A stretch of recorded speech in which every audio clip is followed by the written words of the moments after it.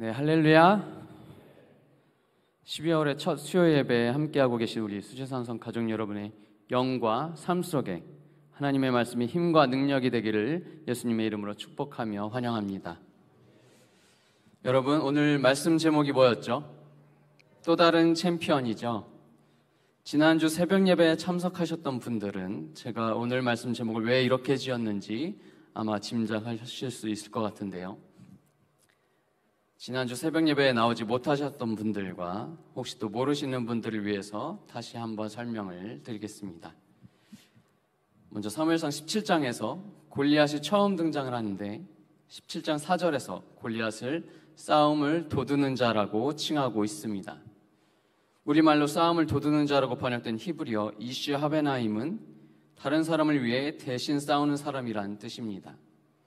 다른 사람을 위해 대신 싸우는 사람, 대신 결투해주는 용사를 영어로는 챔피언이라고 한다고 지난주 목요일 새벽 설교에서 제가 말씀드렸어요. 골리앗은 블레셋을 대표하는 챔피언으로서 이스라엘에게 싸움을 걸었고, 이렇게 각 진영의 대표가 서로 승패의 조건을 두고 1대1 혹은 소수의 단체전으로 싸우는 방식은 고대 근동에서 전쟁을 치르는 방식 중 하나였습니다. 각 진영의 대표가 조건을 걸고 싸우면 각 진영은 피해를 최소화하면서 분쟁을 해결할 수 있어서 진영 간에 종종 치러지는 효율적인 전쟁 방식이었거든요. 블레셋의 챔피언 골리앗에 맞설 이스라엘의 챔피언으로서 다윗이 나섰고, 하나님이 다윗과 함께 하셔서 물매 하나로 대승을 거뒀다는 사실은 지난주 말씀을 통해서 우리가 잘 알 수 있었습니다. 그런데 여러분, 다윗이 있기 이전에 이스라엘에도 분명 이스라엘을 위해 블레셋과 대신 싸워 혁혁한 승리를 거둔 인물이 있었다는 거 아세요? 네, 다 아시리라 믿습니다. 다윗 이전에 블레셋과의 전쟁에서 이스라엘에게 큰 승리를 안겨줬던 사람이 누구죠? 네, 바로 요나단이죠. 요나단은 굉장히 불리한 지형의 상황과 블레셋과의 전력 차이에도 불구하고 자신의 병기를 든 소년과 함께 보세스와 세나라는 험한 절벽을 기어올라 20명가량의 블레셋군을 무찌르는 공을 세웠습니다. 하나님께서 요나단과 함께 하셔서 그날 이스라엘에게 구원을 베푸시고 블레셋으로부터 큰 승리를 거둘 수 있도록 하셨죠. 그렇게 도와주셨습니다. 다윗의 승리가 너무 크다 보니까 우리가 요나단의 믿음과 승리를 쉽게 잊어버리곤 하는 것 같아요. 하지만 하나님께서는 다윗을 부르시기 전에 먼저 요나단을 이스라엘의 챔피언으로 사용하셨습니다. 요나단도 이스라엘의 엄연한 챔피언이었어요. 이스라엘에 다윗이라는 챔피언이 있기 전에 요나단이라는 챔피언이 있었다는 사실을 바탕으로 오늘 말씀을 풀어나가려고 합니다. 그렇게 불리한 상황에서 하나님의 구원은 사람이 많고 적음에 달려있지 않다는 믿음으로 적진을 돌파하여 이스라엘을 승리로 이끌었던 챔피언 요나단이 오늘 본문에서는 또 다른 챔피언의 역할을 감당하고 있습니다. 챔피언은 남을 위해 대신 싸우는 사람이라고 아까 말씀드렸는데, 챔피언을 일컫는 히브리어 이슈 하베나임을 문자 그대로 해석하면 둘 사이에 있는 사람, 중간에 있는 사람, 중간자라는 뜻이거든요. 그 의미처럼 오늘 본문을 보면 요나단이 사울과 다윗 사이에서 다윗을 대변하고 있습니다. 그렇다면 요나단이 사울과 다윗 사이에서 둘 사이를 대변하는 모습을 통해서 하나님께서 오늘 우리에게 어떤 말씀을 주시려고 하는 걸까요? 우리가 요나단의 모습으로부터 어떤 걸 배우고 삶에 적용할 수 있을까요? 세 가지로 정리해서 살펴보도록 하겠습니다. 가장 먼저 알 수 있는 건 요나단이 사울에게서 다윗을 보호하려 한다는 겁니다. 여기서 우리가 요나단에게서 배울 수 있는 첫 번째 교훈은 다음과 같습니다. 화면을 보시면서 다 함께 읽어볼까요? 시작. 보호하는 사람이 하나님의 챔피언이다. 네, 이처럼 요나단 같은 챔피언은 위기에 빠진 사람을 보호합니다. 오늘 본문 1절부터 2절입니다. 사울이 그 아들 요나단과 그 모든 신하에게 다윗을 죽이라 말하였더니 사울의 아들 요나단이 다윗을 심히 기뻐함으로 그가 다윗에게 고하여 가로되 내 부친 사울이 너를 죽이기를 꾀하시느니라. 그러므로 이제 청하노니 아침에 조심하여 은밀한 곳에 숨어 있으라. 네, 요나단은 아버지 사울에게서 다윗을 죽이라는 명령을 받습니다. 아버지의 명령이었지만 요나단은 아버지의 명령을 순순히 따를 수 없었어요. 왜 그럴까요? 1절에 사울의 아들 요나단이 다윗을 심히 기뻐함으로라고 밝히고 있습니다. 요나단은 18장에서 골리앗을 무찌르고 복귀한 다윗을 보자 다윗과 마음이 하나가 되었고 다윗을 기뻐하기에 이릅니다.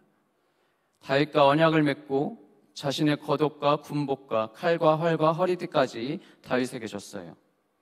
어떻게 그럴 수 있었을까요? 평소 하나님의 구원은 사람의 많고 적음에 있지 않다고 믿어왔던 요나단은 하나님의 구원이 칼과 창에 있지 않다고 선포하며 골리앗에게 달려드는 다윗을 보며 가슴이 두근거렸을 겁니다. 나와 같은 믿음을 가진 사람이 이스라엘에 있었구나. 위대하신 하나님을 진정으로 의지하는 사람, 하나님의 이름이 모욕받는 걸 가만히 두고 보지 못하는 사람, 심지어 나조차도 쉽사리 덤빌 수 없었던 저 블레셋 장수에게 하나님을 의지하여 달려드는 사람을 보게 되다니, 거기다 아버지의 갑옷도 마다하고 물매 하나로 그 거구의 블레셋 사람을 쓰러뜨렸다니, 이스라엘에서 누가 이 소년처럼 싸울 수 있단 말인가? 이 다윗이라는 소년은 그때 사무엘 선지자가 아버지에게 말했던 아버지보다 나은 아버지의 이웃, 아버지 대신 왕이 될 그 사람이 틀림없다. 이스라엘을 구원하시는 하나님이시여 찬양과 영광을 받으소서. 제게 당신이 선택하신 왕을 볼 수 있는 영광을 허락해 주셔서 감사드리옵나이다. 요나단은 이렇게 골리앗의 머리를 베어든 채 사울 앞에 나온 다윗에게서 자신의 모습을 보게 된과 동시에 사울이 예언한 왕의 모습을 보게 됩니다. 다윗을 자기 자신처럼 여기면서 자기의 생명처럼 사랑하게 되어서 다윗과 언약을 맺고 다윗을 자기 왕으로 인정하며 자신의 모든 걸 내어주게 되죠. 왕자의 신분을 나타내는 자신의 겉옷을 벗어서 다윗에게 줍니다. 이건 이스라엘의 왕위를 계승하는 건 내가 아닌 너라고 인정하고 고백하는 행위입니다. 또 자신의 군복과 칼과 활, 허리띠까지 내어주는데, 군복은 군의 지휘권도 너의 것이라는 말이고, 칼은 권위를 상징하기도 하고, 또 13장 끝에 보면 당시 이스라엘에서 칼을 지닌 자는 사울과 요나단 뿐이었습니다. 그러다 보니까 자신의 유일한 무기를 다윗에게 내어주는 건 왕위 계승자로서 다윗의 권위를 인정하며 자신의 생명을 다윗에게 온전히 맡긴다는 충성의 고백과도 같아요.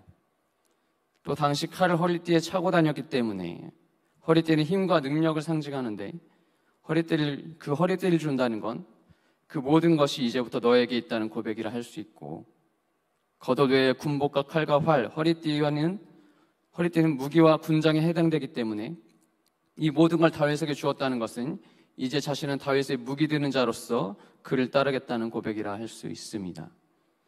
요나단의 이러한 행위는 14장에서 요나단의 병기를 든 소년이 요나단에게 내가 당신과 마음을 같이하여 따르리이다 라고 고백한 것처럼 요나단이 다윗에게 내가 다윗 너와 마음을 같이하여 따르겠다 라고 고백한 겁니다. 그렇게 자신의 목숨과 마음을 바쳐서 하나가 된 다윗이 아버지 사울 왕의 명령으로 죽을 위기에 처하자 요나단은 가만히 있을 수 없었던 거죠. 다윗의 생명은 곧 자신의 생명이었고 다윗의 죽음은 곧 자신의 죽음이었습니다. 더 나아가 다윗의 죽음은 이스라엘의 죽음, 곧 이스라엘의 종말과도 같았죠. 그래서 요나단은 다윗을 찾아가 사울 왕이 다윗을 죽이려 한다는 사실을 알리고 이른 아침에 사람들 눈에 띄지 않는 곳에 숨으라고 알려준 겁니다. 이렇게 요나단은 위기에 처한 다윗을 자기 자신처럼 사랑해 보호해 줬습니다. 왕의 명령을 어기는 건 반역이나 다름없었고 사울 왕은 자신의 아버지였지만 아버지와의 관계보다 하나님과의 관계가 더 중요했고 자기 아버지의 뜻보다 하나님의 뜻이 이루어지는 게 요나단에게는 더 중요했습니다. 비록 자신이 왕이 되지는 못하지만 그럼에도 하나님이 말씀하신 사람, 하나님이 선택하신 그 사람이라면 그 사람을 통해 하나님의 뜻이 이루어질 수 있다면 기꺼이 자신을 내려놓고 하나님의 뜻이 있는 곳에 스스로를 내어 던지기로 한 거죠. 요나단에게는 자신이 누릴 수 있는 모든 특권과 특혜를 다 포기해서라도 지켜야 하는 무언가가 있었습니다. 아버지의 명령에 불순종하면서까지 지켜야 하는 무언가가 있었죠. 그건 그의 아버지 사울이 지켜내지 못한 것이었습니다. 사울은 하나님의 말씀을 그대로 순종하지 않고 자신의 생각을 하나님의 명령에 더했다가 아말렉을 진멸하려는 하나님의 뜻이 성취되지 못하도록 가로막는 방해물이 되었습니다. 그러나 요나단은 하나님을 굳게 의지하며 사모했고 이스라엘의 왕자로서 하나님이 다스리신 나라를 꿈꿨습니다. 그 꿈을 위해서라면 자신의 지위와 권력과 특권 같은 건 아무래도 좋았죠. 그 꿈을 이루도록 하나님께 선택된 한 사람이 마침 자신 앞에 있었고 요나단은 그 한 사람을 따르기로 스스로 맹약하고 그 주인공인 다윗과도 언약을 맺었습니다. 그렇게 언약으로 맺어진 다윗의 목숨이 위험해지자 요나단은 아버지의 말에 순종하는 대신 다윗을 보호하기로 마음먹고 실황에 옮긴 겁니다. 다윗은 요나단이 도와준 덕분에 사울의 명령을 받은 신하들을 피해 몸을 숨길 수 있었고 그 후에도 사울로 인해 몇 번이나 계속되는 생명의 위협으로 마음이 낙심될 때에도 요나단에게 위로를 받고 다시 일어설 수 있었죠. 여러분, 우리도 원래는 죄로 인해 멸망할 수밖에 없는 죄인들이었습니다. 그러나 이런 우리를 위해 하나님의 아들 예수님이 우리를 기뻐하시고 사랑하셔서 지극히 높으신 자리에서 스스로를 비워 모든 걸 버리고 이 땅에 오셨습니다. 이 땅에 오셔서 죄인인 우리와 같은 인간이 되셨어요. 인간이 되셔서 십자가에서 흘리신 피로 우리와 언약을 맺으시고 예수님을 믿는 자마다 마귀와 사망 권세로부터 보호받을 수 있게 해주셨습니다. 누구든 예수님을 믿으면 멸망에 이르지 않고 예수 보혈의 능력과 예수 이름의 권세로 악한 영들로부터 해를 당하지 않도록 안전하게 보호해 주십니다. 그 덕분에 우리가 살면서 아무리 힘든 어려움이 오고 고난이 와도 다시 한번 일어설 수 있는 거 아니겠습니까? 베드로 사도도 우리에게 이렇게 권면하고 있습니다. 베드로전서 1장 5절부터 6절입니다. 제가 읽겠습니다. 너희가 말세에 나타내기로 예비하신 구원을 얻기 위하여 믿음으로 말미암아 하나님의 능력으로 보호하심을 입었나니 그러므로 너희가 이제 여러 가지 시험을 인하여 잠깐 근심하게 되지 않을 수 없었으나 오히려 크게 기뻐하도다. 아멘. 예수님께서 성령을 통해 우리가 하나님의 나라에서 왕노릇하는 그날까지 우리의 신분을 보증해 주시고 지켜주시고 도와주고 계신다는 사실을 믿고 기쁨을 누립시다. 우리는 그 기쁨 안에서 하늘과 세상의 중간에서 살아가면서 다윗을 위했던 요나단처럼 또 우리를 위하는 예수님처럼 위기에 빠진 누군가를 보호해주는 하나님 나라의 챔피언으로 부름받은 사람들입니다. 그 부르심에 따라 만약 주변에서 누군가 크고 작은 위험에 처했거나 오해를 받거나 할 때 중간에서 옳고 그름의 기준으로 처신하거나 조언하려 하기보다도 한 영혼이 구원받는 걸 기뻐하시는 하나님 아버지의 뜻에 따라 기도로 구하며 온갖 범죄와 타락과 중독과 험담과 이간과 분열과 분쟁과 궁핍으로부터 보호해 줄 수 있는 사람이 됩시다. 요나단의 아버지와 가족이라는 인간적이고 합리적인 기준을 선택하는 대신에 다윗과 언약이라는 초월적이고 신성한 기준을 선택해 하나님의 말씀이 성취되도록 하는 역할을 감당했습니다. 요나단은 사울과 다윗 사이에서 하나님의 구원을 이루고 하나님의 뜻이 성취되도록 하기 위해 다윗을 보호하기로 했어요. 하지만 다윗을 보호만 해서는 상황이 정리되지 않는다는 걸 알고 있었죠. 다윗을 죽이라는 아버지 사울왕의 명령이 철회되지 않는 한 다윗은 계속 숨어 지내야 하고 도망 다녀야 할 판이었습니다. 거기다 자칫 일이 잘못돼서 다윗이 아버지의 신하들에게 잡혀 죽기라도 하면 자신의 아버지는 아말렉 진멸 전쟁의 실패에 이어 또 한 번 하나님의 말씀이 성취되지 못하도록 방해하는 죄를 쌓게 될 터였죠. 다윗은 이스라엘의 왕이 될 사람이었기 때문입니다. 요나단은 그런 일만큼은 결코 일어나선 안 된다고 생각했습니다. 요나단은 잘못 흘러가고 있는 이 상황을 바로잡고자 다윗을 숨어있도록 한 뒤에 아버지 사울을 찾아갑니다. 사울을 만나러 간 요나단에게서 우리가 또 하나의 교훈을 얻을 수 있는데 그 두 번째 교훈은 무엇인지 다 함께 화면을 보시면서 읽어보시겠습니다. 시작. 중재하는 사람이 하나님의 챔피언이다. 네, 요나단은 아버지 사울 왕을 만나서 다윗과 사울을 서로 중재하기로 합니다. 오늘 본문 4절, 5절입니다. 요나단이 그 아비 사울에게 다윗을 포장하여 가로되 원컨대 왕은 신하 다윗에게 범죄치 마옵소서. 그는 왕께 득죄하지 아니하였고 그가 왕께 행한 일은 심히 선함이니이다. 그가 자기 생명을 아끼지 아니하고 블레셋 사람을 죽였고 여호와께서는 온 이스라엘을 위하여 큰 구원을 이루셨으므로 왕이 이 일을 보고 기뻐하셨거늘 어찌 무고히 다윗을 죽여 무죄한 피를 흘려 범죄하려 하시나이까. 요나단은 아버지에게 다윗에 대해 좋게 얘기합니다. 다윗에 대해 좋게 얘기하면서 다윗에게 죄를 짓는 일을 하지 말아달라고 당부하죠. 다윗이 사울 왕에게 잘못한 일이 없고 오히려 사울 왕에게 크게 덕이 되는 일을 했으며 무엇보다 다윗이 목숨을 걸고 블레셋의 챔피언 골리앗을 죽인 덕분에 하나님께서 이스라엘 그 위에 큰 구원을 이뤄주셨고 사울 왕도 다윗이 가져온 이스라엘의 승리를 보고 기뻐했으면서 왜 아무 이유도 없이 다윗을 죽여 죄 없는 피로 죄를 지으려 하는지 묻습니다. 사울 왕은 아들 요나단이 부정할 수 없는 사실들을 조목조목 대면서 자신의 명령이 부당하고 하나님께 죄가 되는 것임을 밝히자 인정하지 않을 수 없었죠. 아들 요나단의 설득에 사울 왕은 자신의 마음을 돌이키게 됩니다. 요나단에게 하나님의 살아계심을 두고 다윗을 죽이지 않겠다고 맹세까지 하죠. 안타깝게도 사울의 맹세가 얼마 못 가긴 하지만 요나단의 설득이 없었다면 사울의 마음을 돌이키는 일은 없었을 겁니다. 모든 건 요나단이 다윗을 자기 몸처럼 사랑하여 다윗을 보호하고자 그의 억울함을 대변한 덕분이었죠. 요나단의 중재 덕분에 다윗도 죽음의 위기를 벗어날 수 있었고 사울 왕도 자신의 불안과 시기심으로 하나님의 사람을 죽이는 죄를 범하지 않을 수 있었습니다.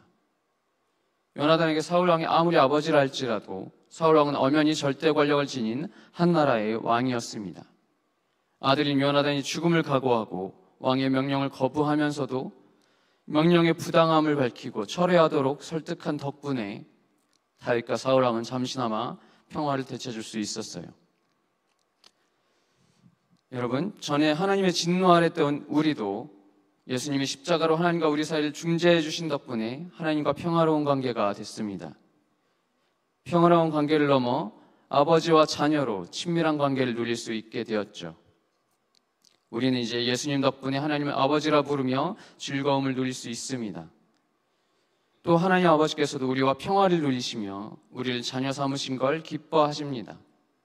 예수님이 우리를 중재하신 덕분에 하나님과 누리게 된 평화와 즐거움에 대해 사도 바울이 이렇게 증거했습니다. 로마서 5장 10절 11절, 에베소서 2장 14절, 골로새서 1장 20절입니다. 화면을 보시면서 함께 한 목소리로 읽겠습니다. 시작. 곧 우리가 원수 되었을 때에 그 아들의 죽으심으로 말미암아 하나님으로 더불어 화목되었은즉 화목된 자로서는 더욱 그의 살아심을 인하여 구원을 얻을 것이니라. 이뿐 아니라 이제 우리로 화목을 얻게 하신 우리 주 예수 그리스도로 말미암아 하나님 안에서 또한 즐거워하느니라. 그는 우리의 화평이신지라. 둘로 하나를 만드사 중간에 막힌 담을 허시고 그의 십자가의 피로 화평을 이루사 만물 곧 땅에 있는 것이나 하늘에 있는 것들을 그로 말미암아 자기와 화목케 되기를 기뻐하심이라. 아멘. 예수님이 십자가에서 죽으셔서 우리를 하나님과 화평하도록 중재해 주신 덕분에 우리가 이렇게 구원을 받아 영생의 즐거움을 누리고 있습니다.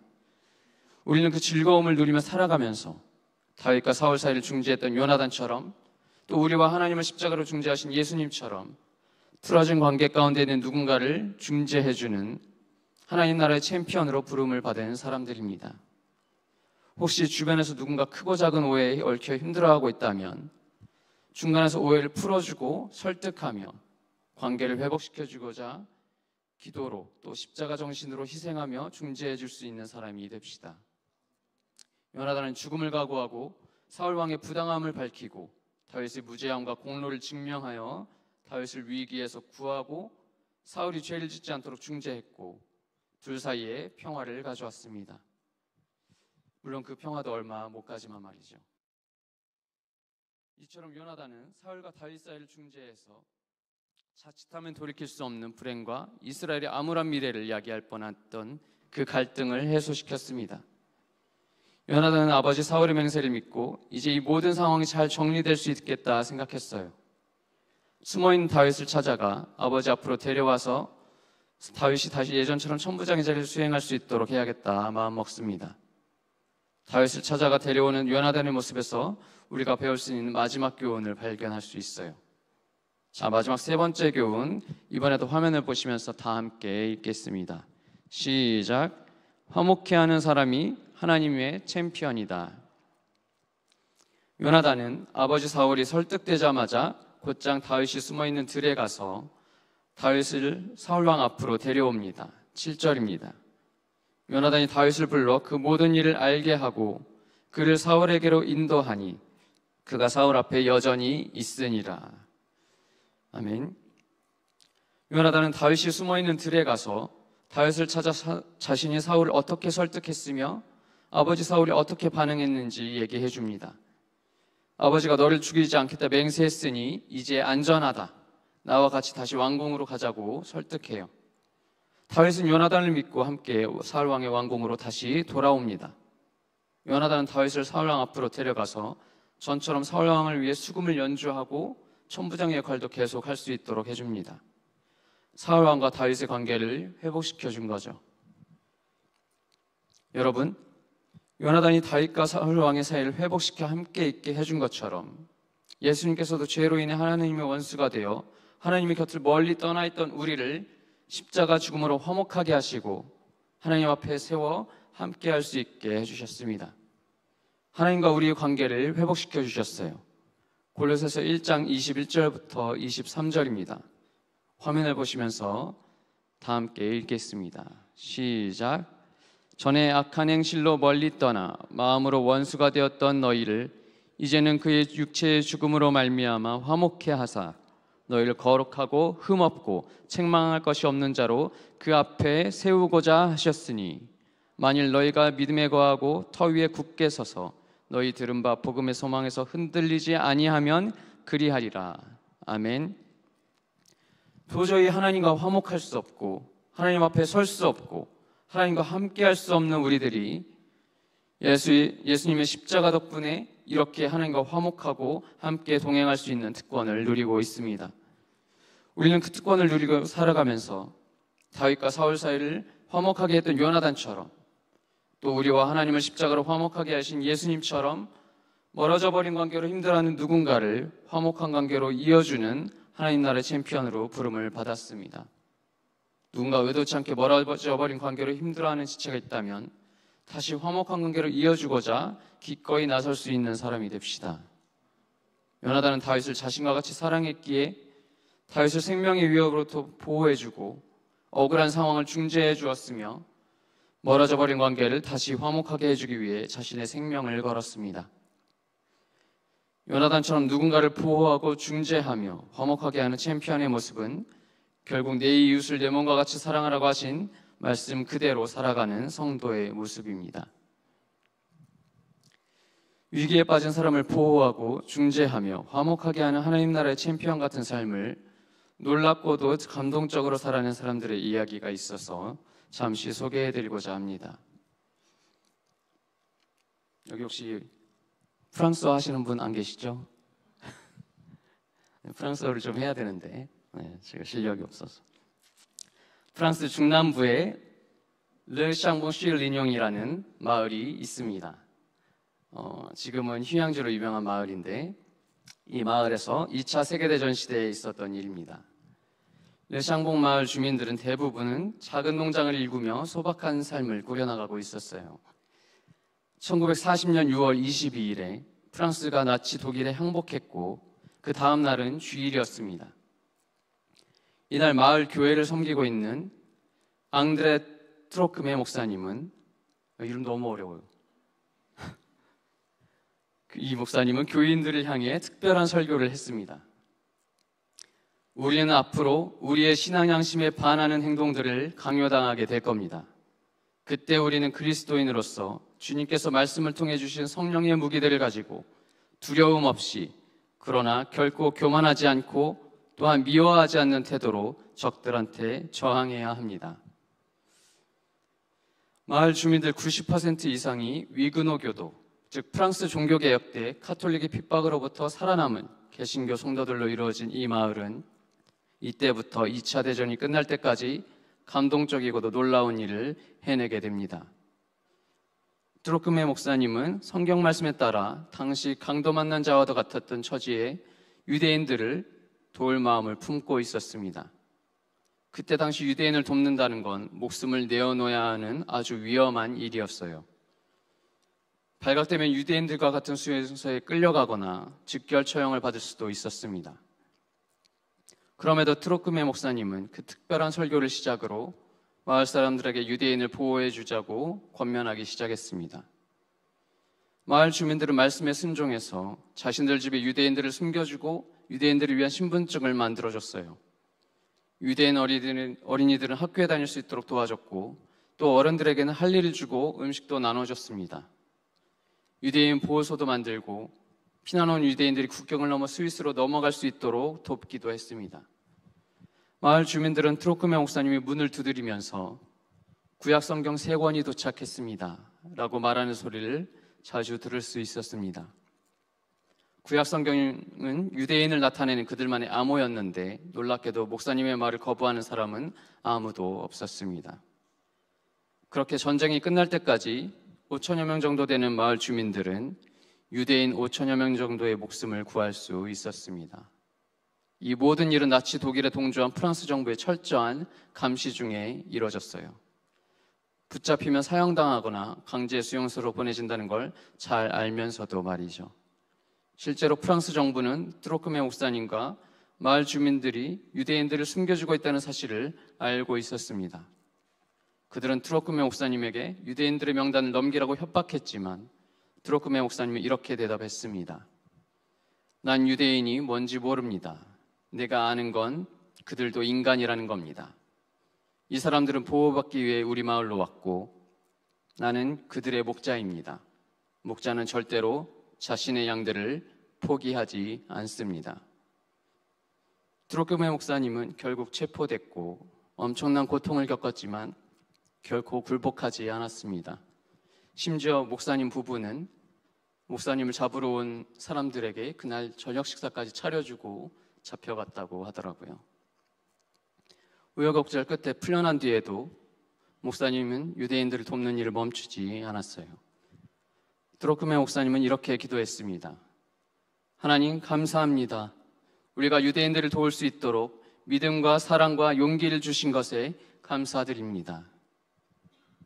그로부터 30년이 지난 어느 날에 젊은 유대인 영화 감독 피에르 소바주가 이 마을을 찾았습니다. 무엇이 그들로 하여금 그렇게 헌신적으로 유대인을 돕게 만들었는지 알고 싶어서였죠. 소바주 감독과 그의 가족들도 르샹봉 마을의 한 그리스도인 가정이 숨겨져서 살아남았거든요. 그는 유대인을 도와줬던 마을 사람들을 만나 인터뷰를 했습니다.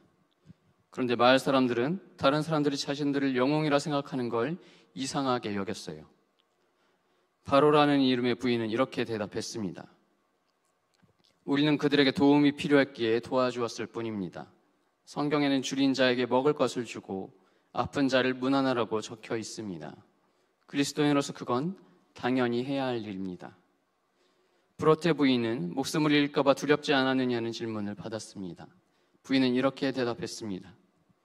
행동하지 않으면서 믿음에 대해 말만 할 수는 없는 거죠. 형제에게 아무것도 주지 않는 사람은 비참한 영혼이죠. 내 몸과 같이 사랑해야 할 우리의 이웃은 길거리에 질비합니다. 강도를 만나 쓰러진 사람을 보고도 다른 길로 그냥 지나쳐가는 제사장처럼 되지는 말아야죠. 유대인들이야말로 진정 강도를 만나 쓰러진 사람들이었습니다. 만일 군인들이 우리를 벽에 한 줄로 세워놓았다 하더라도 우리는 총에 맞아 죽을 준비가 되어 있었죠. 이렇게 르샹봉 마을 주민들은 스스로를 전혀 영웅으로 생각하지 않았습니다. 그들은 단지 교회의 강단에서 내려주신 하나님의 말씀을 믿음으로 순종하였을 뿐이라고 자신들의 행동을 설명했을 뿐이었죠. 이들을 인터뷰한 피에르 소바주 감독은 인터뷰 내용을 엮어서 성령의 무기라는 다큐멘터리 영화로 만들어 세상에 공개했습니다. 그게 공개된 때는 1987년이었어요. 앙드레 트로크메 목사님과 르샹봉 마을은 나치에 의해 학살된 600만 명의 유대인들을 추모하기 위해 설립되었던 이스라엘의 공식 추모 기념관 야드 바셴에 유대인들을 도운 세계의 의인으로 이름이 올라가 있습니다. 사랑하는 수지산성 가족 여러분, 저는 우리 수지산성 가족들이 일르샹봉 쉴 인용 마을처럼 사랑을 실천하는 공동체가 되어야 한다고 믿습니다. 오늘 요나단의 모습과 르샹봉 마을의 모습을 통해서 살펴본 것처럼 우리도 세상에서 다른 사람을 보호하고 대변하며 화목하게 끝내 구원해내는 챔피언의 삶을 살아야 합니다. 우리가 믿고 따르는 예수님께서 우리의 챔피언으로서 이 땅에 오셔서 우리를 보호해 주시고 대변해 주시며 화목하게 하셔서 구원의 즐거움을 누릴 수 있도록 해주셨기 때문이죠. 요나단의 이름의 뜻이 하나님께서 주셨다, 하나님의 선물이란 뜻인 것처럼 우리도 세상에 하나님이 보내신 선물로서 세상 속에 들어가 요나단과 르샹봉 마을 주민들처럼 누군가를 보호하고 중재하고 화목하게 하면서 구원을 이루는 또 다른 하나님 나라의 챔피언으로 살아갈 수 있기를 간절히 소망합니다.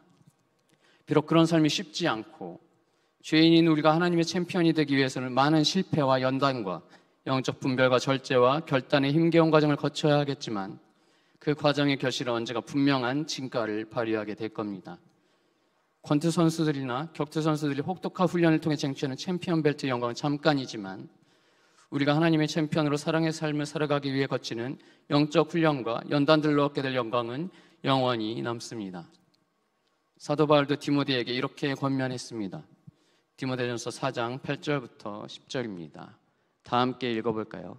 시작.